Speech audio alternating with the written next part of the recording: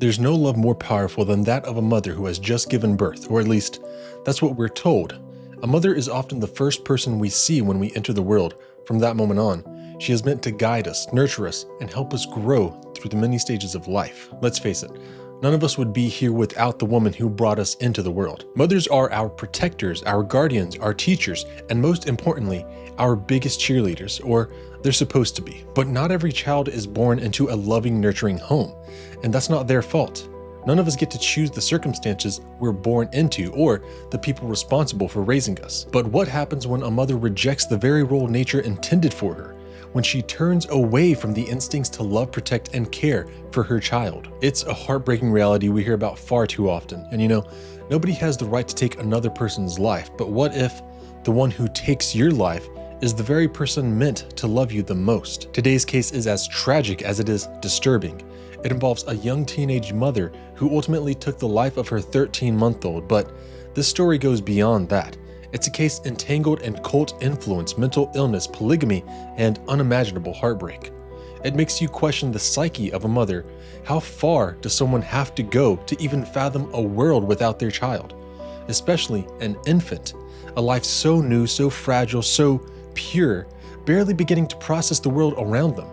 A baby too young to understand fear, too innocent to recognize danger. A child who had only one person to rely on, one person they should have been able to trust completely, their own mother, their murderer. And then there's the reality of prenatal and postpartum depression. As a society, we must acknowledge and normalize these conditions, very real struggles that affect 1 in 5 women. But that raises the question, who is ultimately to blame? The mother who committed this horrific crime? The mental illness that may have clouded her judgment? Or is it a tragic combination of both? Her circumstances, her mind, and the environment around her? That's rarely a simple answer. But today, we're going behind the headlines to uncover the unsettling case of Chloe Driver and the murder of her child, Hannah.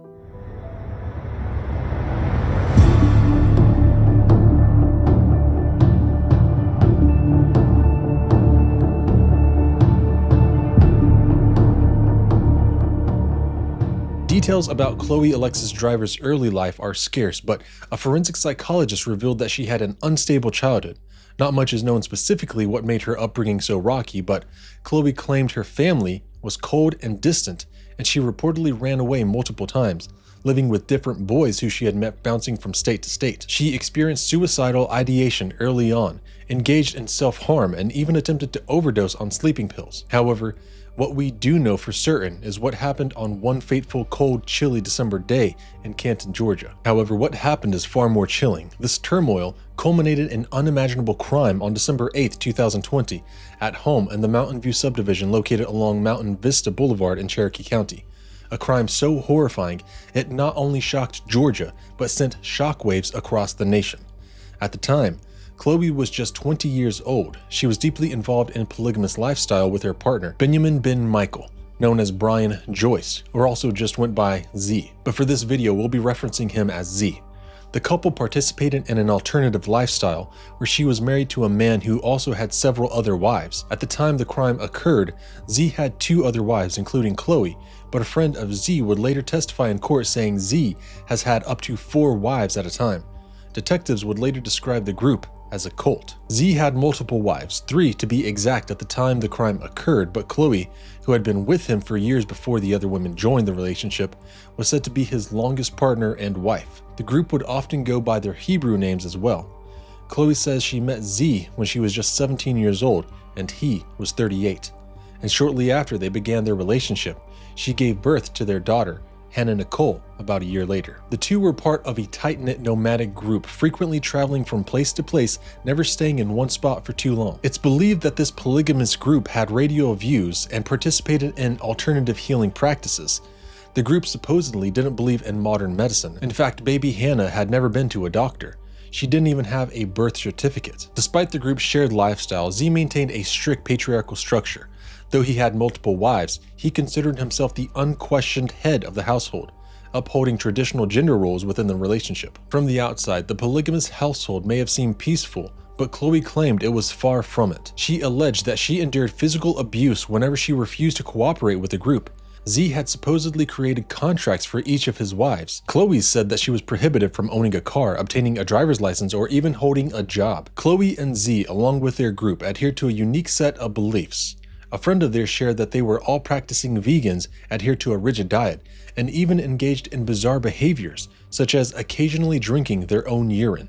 But perhaps even more unsettling were the practices tied to their belief system. The group reportedly engaged in practices called dark therapy, an intense form of meditation that could last for hours, all while keeping the windows blacked out, shrouding themselves in total darkness, basically shielding themselves from the world. Another friend of the group claims that all three of Z's wives were reportedly content in their roles and that their involvement was voluntary, based on shared beliefs rather than coercion, in which Chloe made it seem. The group wasn't believed to have been in Georgia for long, but just before the night of the attack, Chloe had stopped in Georgia with Z, another man, Z's friend, and Z's other wives, along with baby Hannah. They were reportedly traveling from North Carolina to Florida and were simply passing through Georgia at the time the crime occurred. On the night of December 8, 2020, police were called to the residence in the Mountain View subdivision in Canton, Georgia. This home was owned by one of Z's friends, and the nomadic group was just staying there temporarily, or that's what they had planned. When Canton police arrived at the home, they found 20-year-old Chloe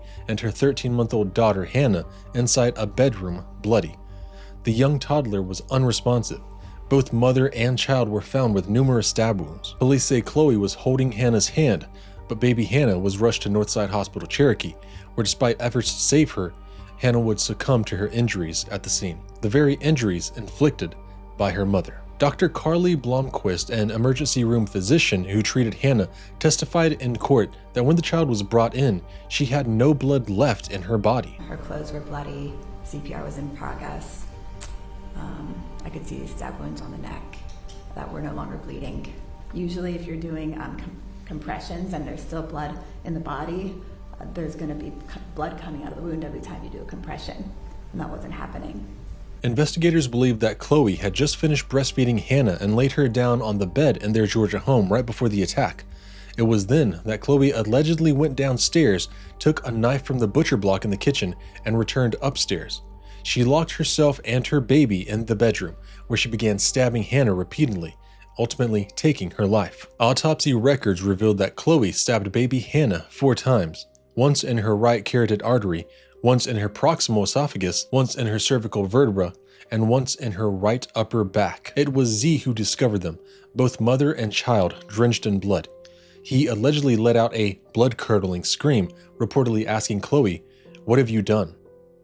One of the other wives made the 911 call. In frantic audio played in court, she can be heard naming Chloe and telling the dispatcher she believed baby Hannah had just died.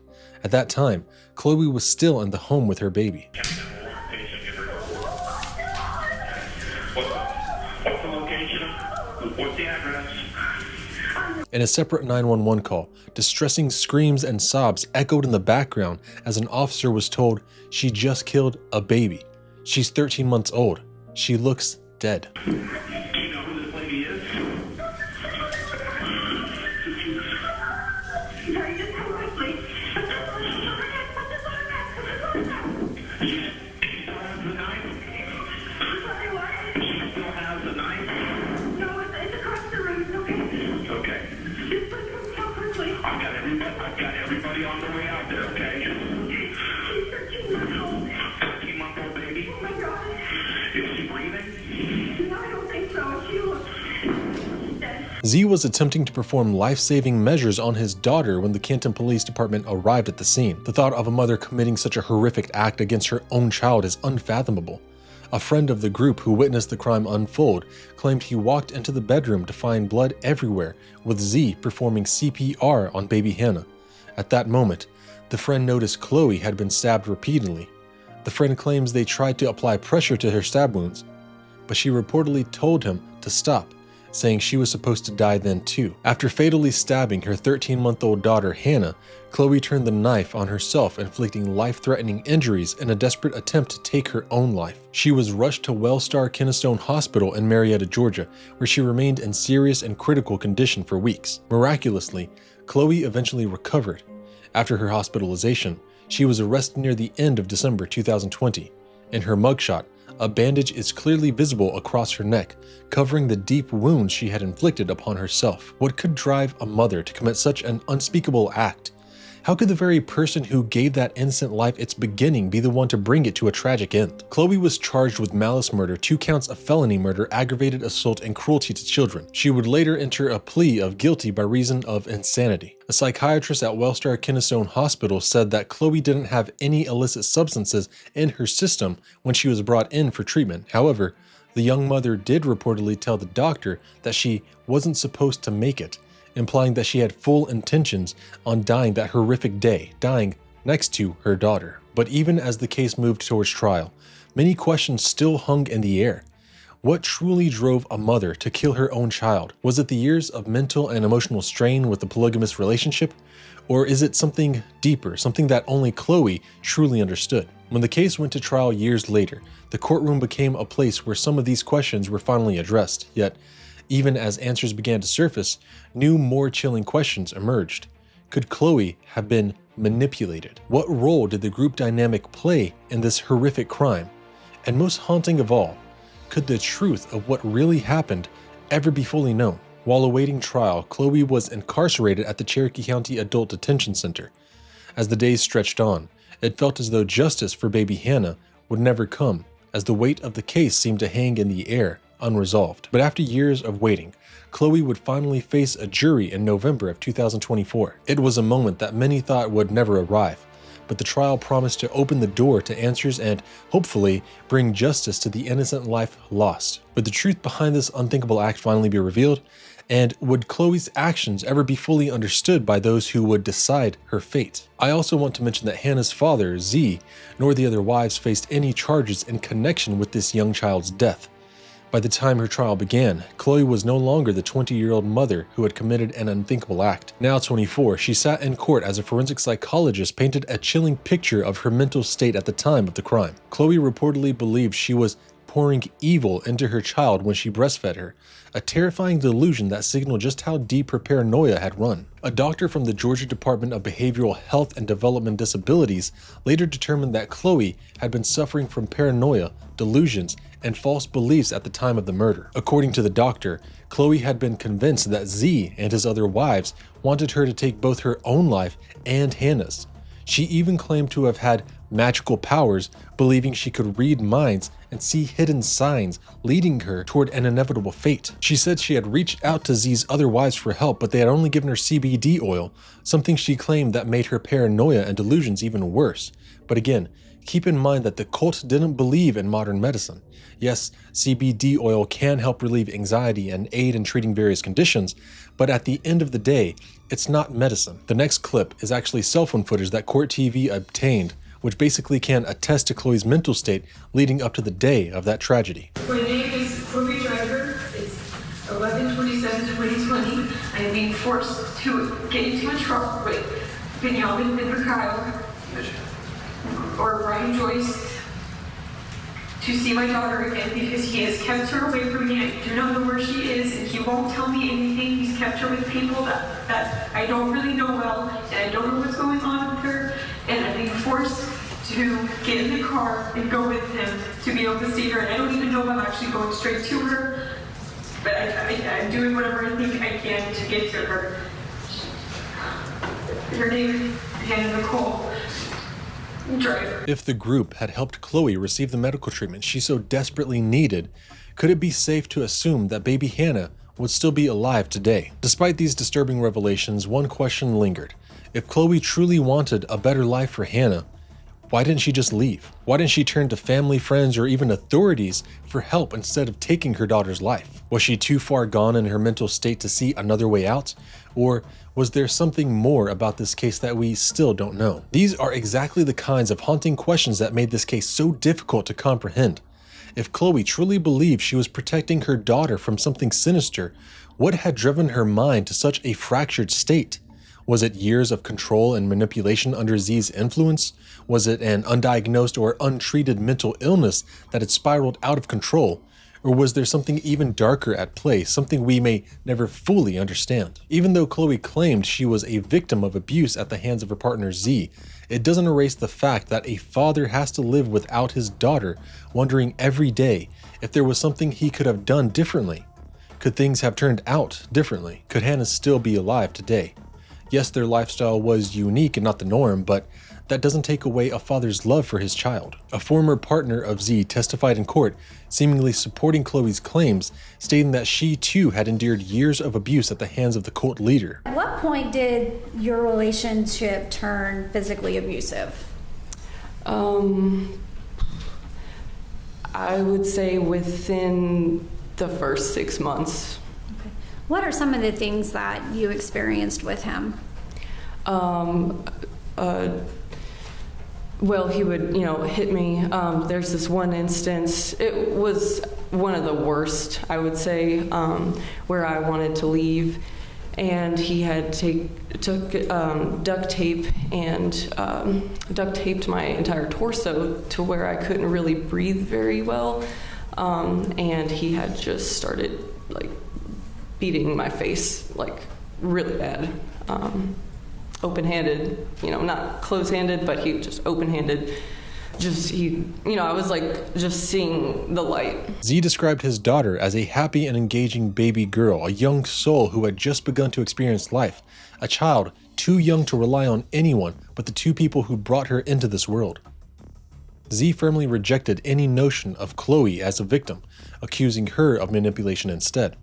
In court, Z said he had absolutely no sympathy for his daughter's mother. It's painful. It's a natural process and cycle of life. When you lose a baby, when somebody entitles themselves by whatever precipitation, you can get into the moral philosophy if it is okay or not okay. Do you own your life? Can you take your life? But when you entitle yourself by whatever precipitations, by whatever precipitated your mind, without getting into the weeds, to decide you are entitled to take somebody else's life based on your opinion of whatever kind of mental illness, lack of mental illness, acting, pretending you're in mental illness, overlaying, masking, it doesn't matter. There is no wiggle room where you are entitled to take somebody else's life because of your impression or opinion. They are there to live life and discover what life is for themselves. I don't know that no sentence, maximum sentence, could ever get through to her in a way that she won't build a new identity, a new mask, change who she is, manipulate the next party. Chloe Alexis Driver wasn't a victim. She had the most power in our group. It was called her fits. I don't know what kind of a sentence would help her. I mean, the inclination to say death penalty, maximum. She believed she could take the life of a baby out of this world, a baby, any baby, and this beautiful baby who had this much potential to help the world, an impact that can't be weighed. This stark contrast and interpretations of Chloe's motive only deepen the mystery surrounding the case. Was she a mentally ill woman trapped in a cycle of paranoia and delusion, pushed to an unimaginable breaking point? Or was this a calculated act fueled by jealousy and a desperate desire to have Z to herself? Before the murder, Chloe had already showed signs of detachment, believing she and Hannah were sinful, isolating herself from the other wives and even ceasing to call her daughter by her name. Instead, she referred to Hannah only as sin. These details paint a disturbing picture of a woman unraveling, her grip on reality slipping away. During her testimony, Chloe revealed that she had decided to stab both Hannah and herself because she believed they needed to die together. In her mind, death seemed simple, instantaneous, just like in the video game she played, where characters collapsed immediately after being stabbed. Chloe described how she plunged the knife into her daughter's throat multiple times, expecting her to die instantly. But when Hannah lay there, silent and bleeding, Chloe grew confused. Why wasn't she dying right away? Well, this is true life, not a video game. According to her mental health doctor, this was the moment Chloe turned the knife on herself. She stabbed her own throat 3 times, yet even then, she was still alive. Struggling to understand why, she attempted one final, desperate act, stabbing herself in the heart. Chloe's defense painted a picture of mounting pressures, an unstable childhood, a history of mental struggles, and a supposed abusive marriage, all piling on until one day She just snapped. She had been diagnosed with schizoaffective disorder, borderline personality disorder, and cannabis use disorder. Her defense attorney pleaded for leniency, emphasizing that Chloe was deeply remorseful for her actions. They argued that she had shown genuine regret in the aftermath of the attack, and during the trial, she even read a statement expressing her grief, attributing her actions to her mental illness. She accepted her punishment with a sense of peace, her demeanor reflecting the weight of what she had done.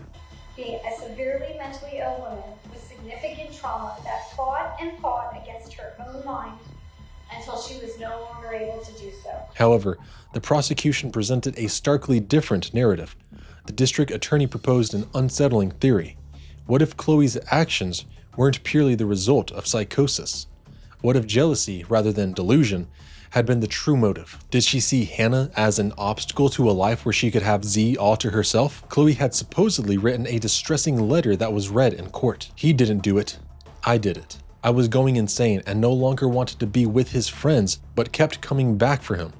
I only wanted my baby and husband, but he refused. This furthers the belief that the prosecution was trying to make, that Chloe only wanted her husband, but she knew he would never give up his polygamous lifestyle. The same psychiatrist from Wellstar Kennestone Hospital who testified that Chloe told him she wasn't supposed to make it, later claimed Chloe admitted feeling the only way to escape the relationship was to take her own life and her baby's life. Chloe mentioned feeling like Z was collecting people and that she felt ganged up on and minimized. She struggled with leaving, believing she couldn't escape the situation. She also acknowledged becoming increasingly paranoid over the last few months while using CBD, but allegedly refused any medication. Prosecutors pointed to what they called a lack of accountability.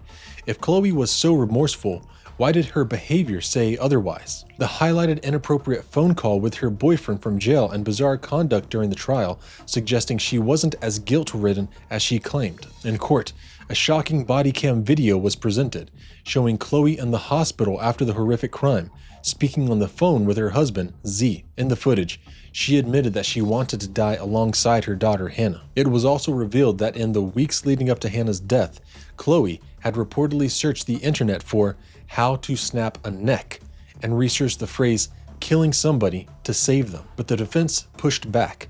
If Chloe wanted her husband all to herself, why not target the other wives? Why not eliminate her so-called competition? Why would she attack her own flesh and blood, someone too young, too innocent to even fight back? There's no doubt Chloe was struggling with her mental health when the crime occurred, but not everyone battling mental illness becomes a killer, let alone harms their own child. It raises a crucial question.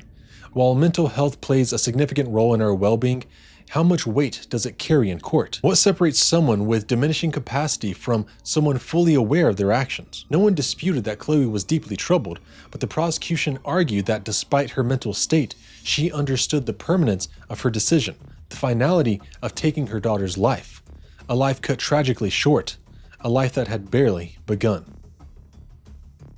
One of the most heartbreaking moments of the trial came when Chloe's mother, Renee, took the stand. She shared how her family had tried desperately to convince Chloe to leave Z from the start. Renee was deeply troubled by the large age gap between the two, as any parent would be, and was shocked when Chloe became pregnant. She wondered why a man so much older would want to be involved with a teenager barely out of her teens. Renee said she begged Chloe to move back home, wanting to help care for her daughter and her future granddaughter. But once Chloe and Z's daughter was born, Renee's contact with her daughter became limited.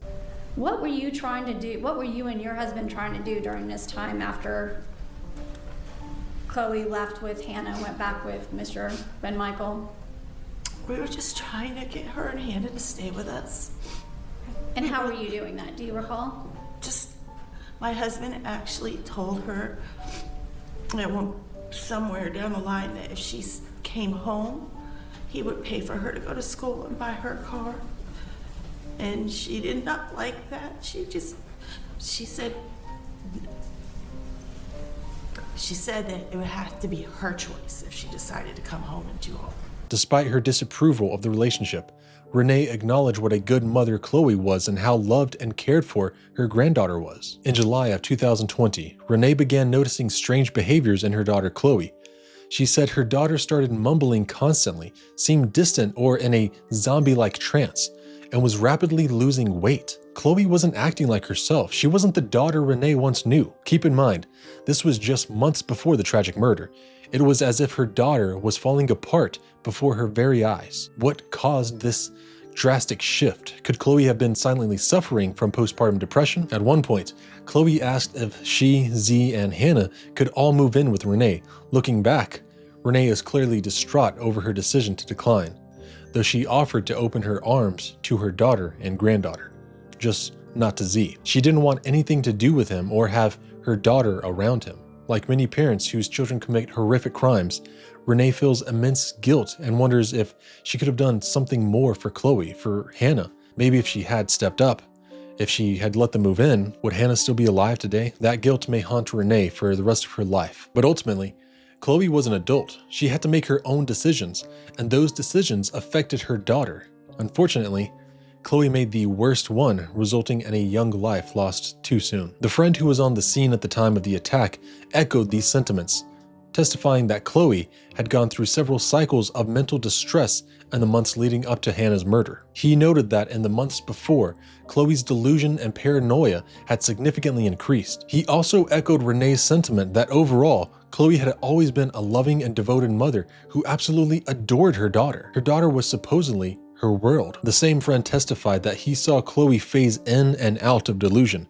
He recalled one instance when she was reportedly in the middle of the road during traffic and he had to coax her back. But in the months leading up to baby Hannah's death, Chloe had mentioned that she was looking forward to moving back to Florida to be with her family, planting a garden, and doing some self-healing. Before announcing the verdict, Cherokee County Chief Superior Court Judge Ellen McElia noted that the crime was so horrific and the evidence so graphic, she felt compelled to research what support the court could offer jurors to prevent lasting trauma from witnessing such a monstrosity. A parent killing a child isn't something that just offends us on the deepest level, she said. It is a wrong that just is unfathomable. It just cannot be understood, and it scares us because it is so contrary to just fundamental moral behavior and what we expect of the bonds between human beings. Though the now 24-year-old mother pleaded insanity, claiming she couldn't distinguish right from wrong, the jury rejected her defense.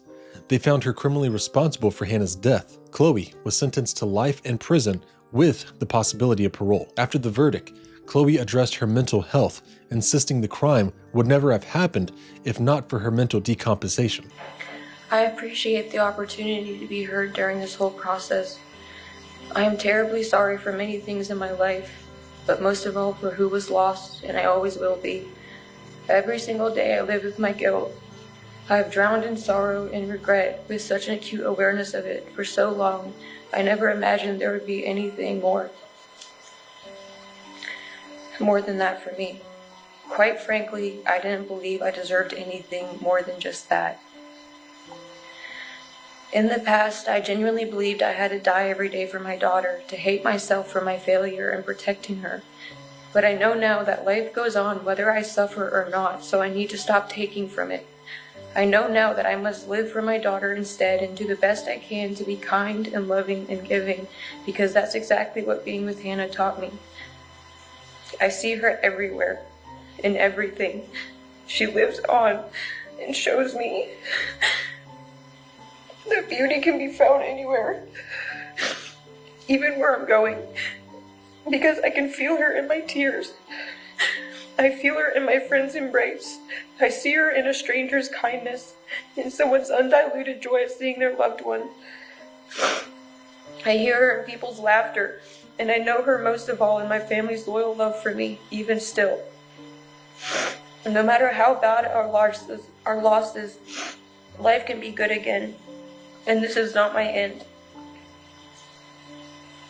I accept my punishment with peace, and I want it to be known for every person that has prayed for me, that our Father has heard you and I have been given a contentment that the world cannot take away. My daughter's memory rests now, so I am able to as well. I want it to be said that no one ever plans to lose control of their own mind. This trial was only a snapshot of my life and mind. It's easy to review the past and say what could have been done differently. It's even easier to say what someone should have done. But that's just it. In the midst of a terrifying situation, you can't actually think.